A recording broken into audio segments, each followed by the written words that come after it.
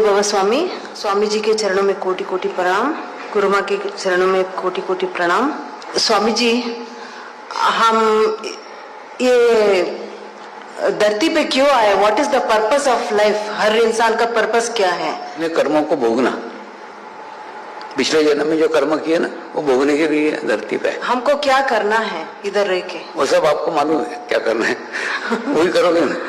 इंसान बहुत सारा चीज करता रहता है, सर्कस होता रहता है, life is like a circus. पर हमको क्या करना है? सिर्फ ध्यान ही करना है कि और कुछ भी? आपने ऐसा प्रश्न पूछा ना, ऐसा प्रश्न जापान में खूब पूछते। में जब गए ना, वो बोले जो होना है वो निश्चित है, फिर ध्यान काय को चाहिए, भगवान काय को चाहिए। इनको जैसे समझाया वैसे आपको समझाता। पहली बात ना, पिछले जन्म में हमने जिनके सानिध्य में रहे, उन्होंने जैसे विचार किए वैसे विचार हम करते, और जैसे विचार करते वैसे हमारे यहाँ से कर्म घटित होते, और जैसे कर्म घटित होते हैं वैसे वो भोगने के लिए फिर हम जन्म लेते हैं। कर्म किए तो शरीर को से ही भोगना पड़ेगा ना।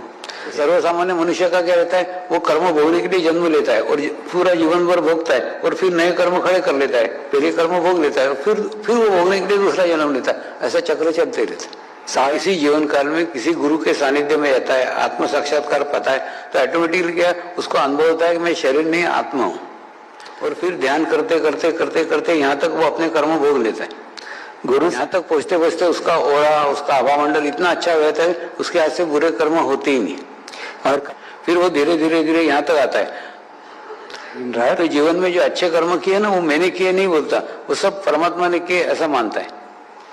तो यहाँ पे पहुंचने के बाद में उसके जीवन में कुछ भी नहीं रहता, क्योंकि पूर्व जन्म के कर्म भोग लिए, बुरे कर्म उसके हाथ से होते ही नहीं है, और जो अच्छे कर्म हुए वो परमात्मा को समर्पित कर दिए। तो अकाउंट नील हो जाता है। नील अकाउंट को आप मोक्ष कहते हो, हम कर्म मुक्त अवस्था बोलते हैं। कर्म मुक्त अवस्था यानी वो अवस्था जब जीवन में पाने के लिए, कुछ भी खोने के लिए कुछ भी रहता ही नहीं, एकदम शून्य का स्थिति रहता है। कर्म जो 25 साल से 30 साल से जुड़े हुए साधक है ना, वो इस स्थिति को प्राप्त कर चुके हैं। मेरी स्थिति ऐसी है, जैसे एक शिक्षक के क्लास के अंदर अगर 7-8 बच्चे मेरिट में आ गए तो वो खुश हो जाता है, चलो कुछ तो आए। वैसे मेरे जीवन में कि कुछ लड़के तो ऐसे, कुछ साधक तो ऐसे जो स्थिति तक प्राप्त कर चुके, उनको जीवन में पाने के लिए कुछ नहीं रह गया, वही मोक्ष है।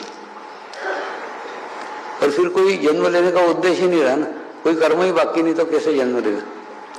तो वो भी आप अपने जीवन में प्राप्त करो, फिर अगला जन्म ही नहीं। और ये केवल योग में ही संभव है।